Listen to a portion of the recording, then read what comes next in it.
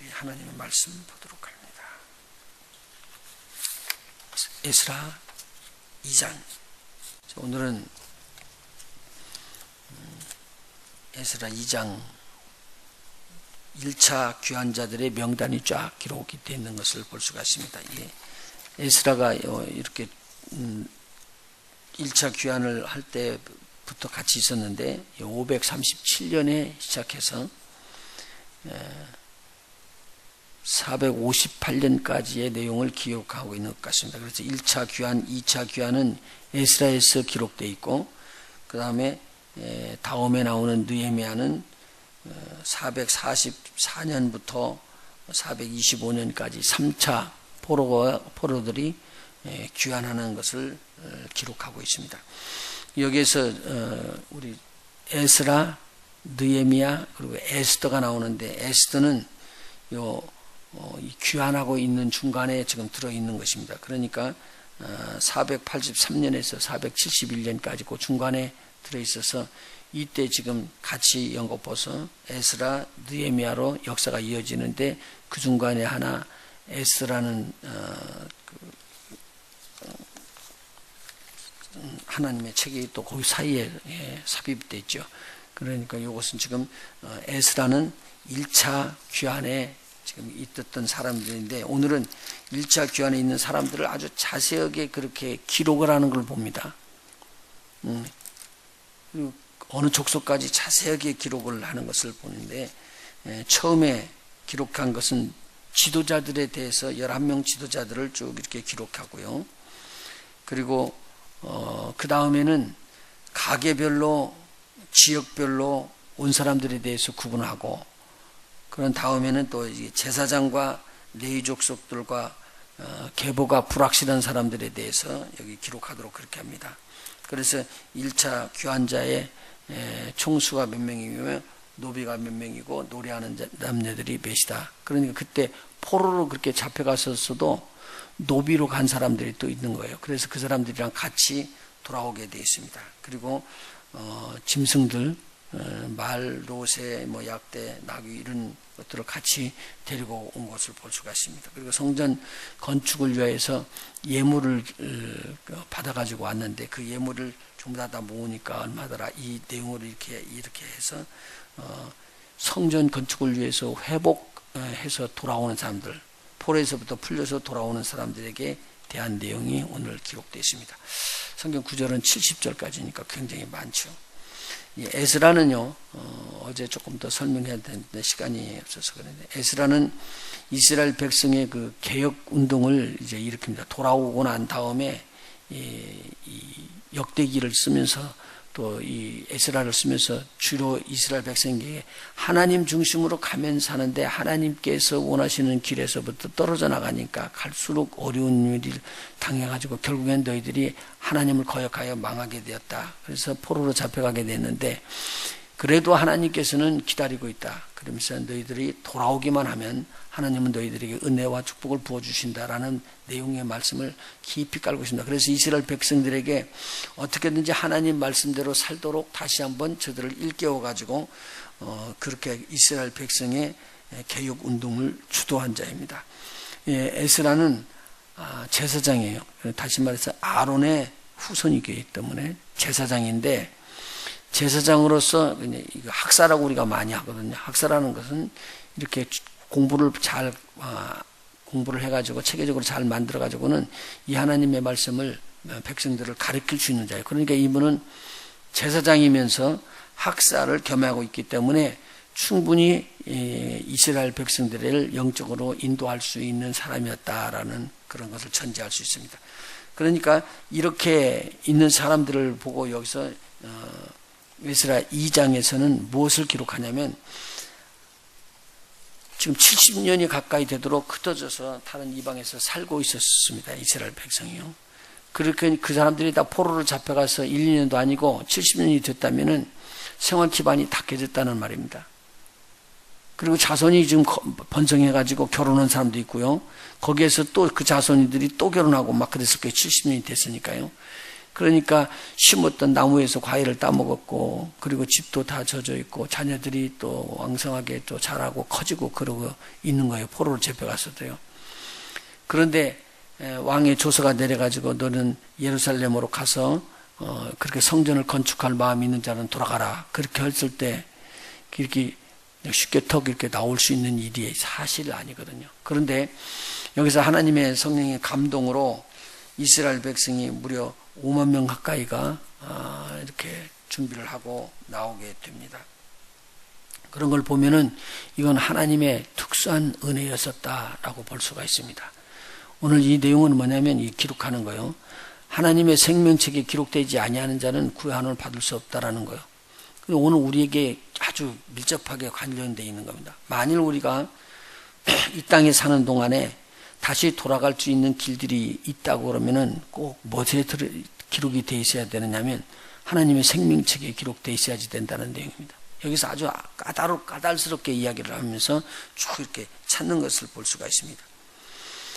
그러니까 이 하나님의 성령으로 감동을 받은 자들이 일어나서 들어왔는데 실질적으로 보면은 하나님의 성전을 회파된 모든 것들을 다시 세우고 새롭게 짓기 위해서 하나님께서 특수하게 뽑은 자들입니다. 근데 여기서 보니까 제사장 따로 나오고요. 그 제사장의 수가 약 한 10분의 1 정도 가까이 됩니다. 이스라엘 백성들에게요. 여기서 이제 노비니 뭐 이런 사람들을 빼고요. 노비 이런 사람들 빼면은 약 한 10분의 1 정도의 제사장이 나옵니다. 그러니까 그 제사장들과 그리고 레위 사람들 나오고 레위 사람들 중에서도 하나님의 일을 보살피는 그 제사장들의 일을 보좌하고 제사 지냈는데 도움을 주는 그런 사람들 따로 있고, 그 다음에 노래하는 자가 따로 나옵니다. 그리고 문지기가 따로 나오고 이 사람들에 대해서 나오고, 그 다음에 다른 성전의 종들이 쭉 이렇게 나오는데 옛날부터 있었던 사람들입니다. 그래서 그 사람들이 따라가 가지고 거기서 같이 이렇게 번성하고 솔로몬의 종들이라고 볼 수 있죠. 신복들, 그런 사람들도 여기에서 다수가 따로 나옵니다. 그래서 이 모든 사람들이 돌아올 수 있도록 하나님의 성령의 감동을 받고 돌아온 거, 이건 하나님의 은혜 중에 은혜다. 우리가 이렇게 볼 수가 있겠습니다. 자, 여기에서 이제 하나 또 참 재미있는 그 내용은요. 여기 제사장 중에 59절 한번 보십시오. 59절부터요. 델멜라와 델하로사와 그룹과 아땅과 인멜에서 올라온 자가 있으나 그 종족과 보게가 이스라엘에 속하였는지는 증거할 수 없으니 그 70년이 지나는 동안에 족보가 흐려져 버렸어요. 그래서 기록이 안 되고 그런 사람들도 있더라고 말이죠. 저희는 들라야 자손과 도비야 자손과 느고다 자손이라 도합이 652명이요. 족보에 기록되어 있지 않고 좀 희무탈한 사람들, 잘 정확하게 기록되어 있지 않은 사람들에 대한 이름과 그 조선과 그리고 사람들의 명단을 기록했습니다. 그리고요, 61절에서부터 보면은 제사장 중에서 계보에 기록되어야 되는데 계보를 보니까 이거 계보에 들어있지 않는 사람들이 있는 거예요. 확실치 않은 사람들이 있는 거예요. 그런데 그 사람들이 뭐냐면 우리는 제사장의 후손이다, 그렇게 이야기를 하는 거죠. 61절에 봅니다. 제사장 중에는 하바야의 자손과 학고스 자손과 바르실레의 자손이니, 바르실레라는 사람의 이름은, 바르실레는 길르앗 사람 바르실레의 딸 중에 하나로 아내를 삼고 바르실레의 이름으로 이름을 한 자라. 레위 족속 자기 아버지의 이름보다도 바르실레가 상당히 힘있고 능력있고 아주 훌륭했던가 봐요. 그래서 자기가 그 바르실레의 딸을 얻어가지고 장가를 들고 난 다음에 이 제사장 중에 하나가 자기의 족보를 아버지의 이름으로 자기가 바꿔버렸습니다. 그랬는가 봐요. 그래서 여기서 이상한 말이 나와요. 바르실레는 길르앗 사람 바르실레의 딸 중에 하나로 아내를 삼고 바르실레의 이름으로 이름한 자라. 그래서 이름을 바꾼 거예요. 그러다 보니까 제사장의 족보 안에는 들어있을 수가 없게 된 거예요. 그래서 62절에 보니까 이 사람들이 보게 중에서 자기 이름을 찾아도 얻지 못한 거로 찾아봐도 없어요. 그래서 저희를 부정하게끔 여겼다 그 말이죠. 떨어져 나간 거예요. 그래서 제사장의 직분을 행치 못하게 하고 방백이 지금 수룹바벨로 생각이 됩니다. 수룹바벨이 저희에게 명하여 이렇게 이야기합니다. 우림과 둠빔을 가진 제사장이 일어나기 전에는 희생 제물을 먹지 말라고 저희들에게 이야기합니다. 다시 말해서 제사장들은요, 일하는 그 성막 안에서 이 지성물을 갖다 먹을 수 있잖아요. 그런데 이 사람들이 제사장인지 어쩌든지 밝혀지지 않았는데 이 사람이 제사장도 아닌데 그걸 먹으면 안 된다 이거죠. 제사장들이 받는 몫이 있는데 그 몫을 가지고 먹으면 안 된다. 그래서 방백인 수룹바벨 이야기를 한 겁니다. 저 사람들을 조금 기다리게 하고 우림과 둠빔을 가진 제사장이 일어나면 그에게 물어보자. 그래서 우림과 둠빔은 대제사장이 흉패 위에 안에다 대고 집어넣는 것이었습니다. 이 무엇인가는 지금도 잘 모르는데요. 그러나 이것이 빛과 온전함이라는 뜻으로 해석이 되어 있습니다. 그래서 하나님 앞에 물으면은 이 우림과 둠빔을 통해서 하나님의 뜻이 그것이 옳다 그러다는 것을 알려주는 거예요. 하나님 중심으로 갈 때는 항상 하나님께서 주셨다는 거죠. 그러니까 우리가 이 흉패를 여기다 안에다 이렇게 채우는 것이 의미가 있는 것 같아요. 지금도 우리가 마음으로 우리 하나님 앞에 하나님 이것이 옳습니까? 그럽니까? 라고 묻게 되면 우리 하나님께서는 우리를 성령으로 인도해 주셔서 틀림없이 우리에게 말씀을 해 주신다는 내용을 말하고 있습니다. 그런데 어떤 내용이 또 있느냐? 사울왕 같이 하나님의 뜻을 따라가지 않고 거역을 할 때 있잖아요. 우림에게 둠빔에게 물어도 대답이 없더라 그 말입니다. 그러니까 이것은 우림의 둠빔은 이거 마음에 대한 문제고 우리의 하나님 앞에 헌신하는 삶에 대한 문제라는 말이죠. 만일 그렇지 않게 되면 이게 마음 문이 닫혀져 버리면 하나님과 이렇게 통하는 것이 막혀져 버리고 만일 이것이 열리면은 하나님 앞에서 음성을 들을 수가 있게 됐다. 그래서 여기서 이 사람들을 진짜 이 사람들이 말하는 제사장 중에 하나입니까? 라고 나중에 물어보는 거예요. 사람들이요 적은 숫자 같으면 괜찮은데 숫자가 많아지니까 이스라엘 백성 중에서 자기가 이거 주장하기가 나는 레위 족속 중에 하나입니다. 나는 제사장 중에 하나입니다. 자기네들이 이야기를 하는데 족보에 있어서 기록이 되면 좋지만 그렇지 않은 자들은 이렇게 공중에 떴다 그 말이죠. 오늘 이것은 뭐라고 말하냐? 우리가 아무리 회중을 돌아다녀도 회중에 같이 돌아다녀도 이스라엘 백성 같은 것 같지만 나중에는 뭘 중심으로 우리가 챙긴다고요? 족보에 들어있는 대로 챙긴다는 거죠. 그러니까 우리가 아무리 교회에서 일을 많이 하고 열심히 다니고 그렇게 해도 하나님 나라에 들어갈 족보에 딱 이름이 우리가 기록이 안 돼 있으면 우리는 하나님 나라 못 들어간다는 거죠. 그래서 이 생명책에 기록되지 아니한 자만 이거 받아요. 그 666이라는 그 표를 받게 돼 있다는 거죠. 손목과 이마에 받는 거죠. 그러니까 그것을 받게 될 때에는 하나님께서 마지막 대접 심판 나올 때 계시록에 보면은 대접 심판이 7 나팔 불고 난 다음에 때릴 때 그때에는 인을 받은 사람들이요. 666에 대한 인을 받은 사람들을 갖다 집중적으로 하나님께서 징계하는 장면이 나옵니다. 그러니까 그 전까지는 이걸 안 받는 이 처음부터 이렇게 계시록 시작할 때부터 받은 게 아니라 나중에 보면 7 나팔 불고 난 다음에 이거 이제 인을 치거든요. 그러니까 강제로 인 치는데 나는 못 받겠습니다. 그렇게 하면 돼요. 그러니까 우리가 환난 중간에서 이 일들이 일어나요. 환난 있기 전에 일어나는 것이 아니라 인환란이 인재앙이 있고 그 다음에 나팔재앙이 있은 다음에 마지막 7 나팔 재앙이 불고 나서 이런 일들이 있다는 것이죠. 그런데 그때 거기 뭐라고 기록되어 있느냐? 하나님의 생명책에 기록되지 아니하는 자는 다 받게 된다는 말입니다. 그만큼 이게 족보가 중요한 것 같아요. 그래서 우리가 내 이름이 하나님 나라에 기록되어 있는 거 이걸로 즐거워하면 참 좋겠어요. 우리 한번 성경 찾아보죠. 마지막 계시록 한번 볼까요?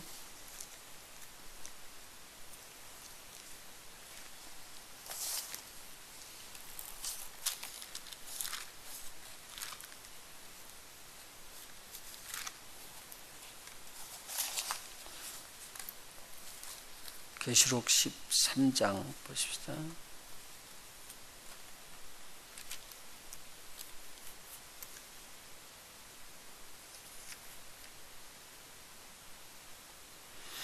지금 11장 15절에 보니까요.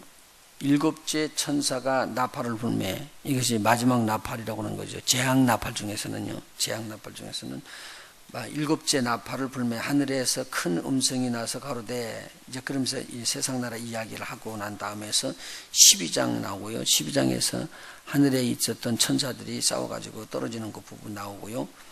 그 다음에 13장에 들어가면은 적그리스도가 나옵니다. 이제 이때는요. 한 짐승이 나오는데 그 짐승에 대해서 이야기하거든요. 이 짐승이 이제 42달 동안 일할 권세를 받고 일을 하게 돼 있죠. 자, 그런데요. 여기 한번 보십시다. 5절부터 한번 볼까요? 또 짐승이 큰 말과 참남된 13장 5절이요. 또 짐승이 큰 말과 참남된 말하는 입을 받고 또 42달 일할 권세를 받으니라. 짐승이 입을 벌려 하나님을 향하여 회방하되 그의 이름과 그의 장막 곧 하늘에 거하는 자들을 회방하더라. 어디에 거하는 자들이죠?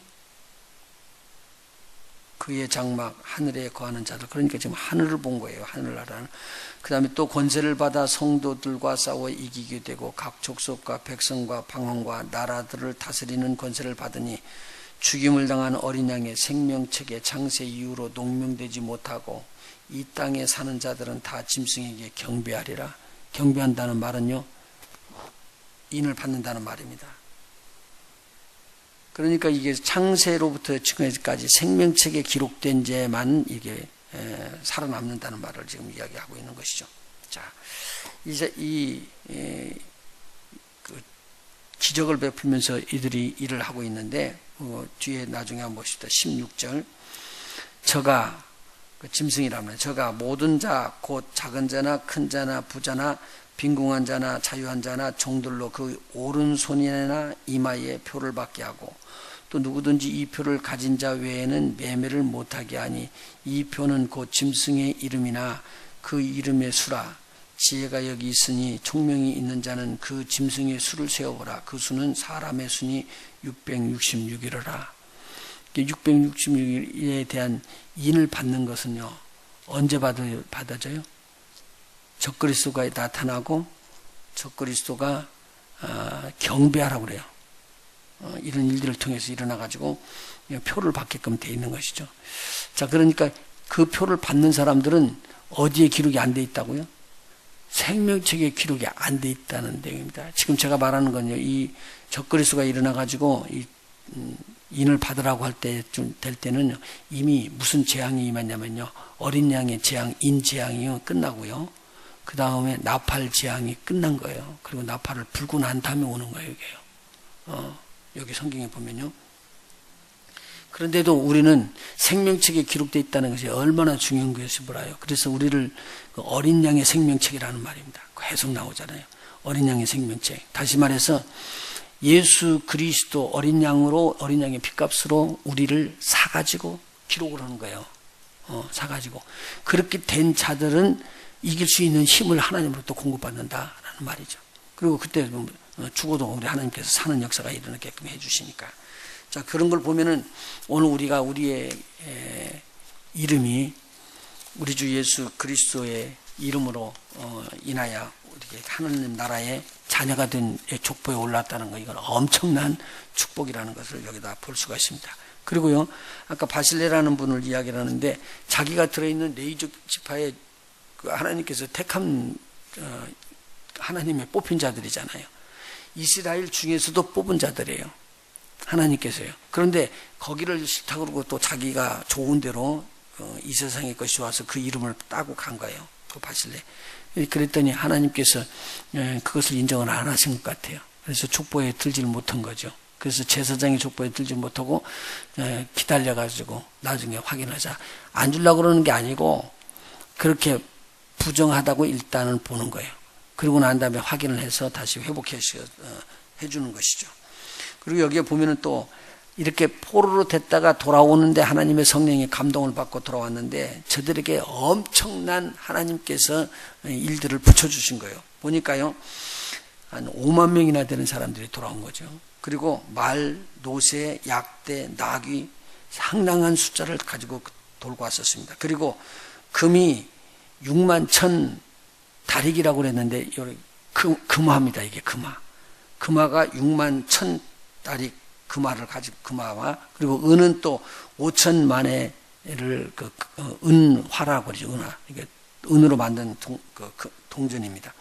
그리고 제사장 옷 100보를 가지고 저들이 돌아와 가지고 성전 건축을 위한 예물을 드릴 수가 있었다는 것. 그러니까 하나님께서 포로였었지만 풍성한 것으로 많이 채워서 이스라엘 백성들의 정말 염원이었던 성전 건축을 다시 할 수 있도록 그렇게 해주신 것을 봅니다.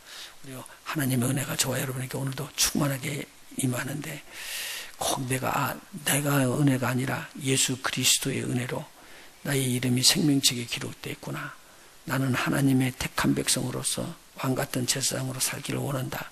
오늘 하루도 주님의 이름으로 승리하시기를 축원해드립니다. 기도하십니다.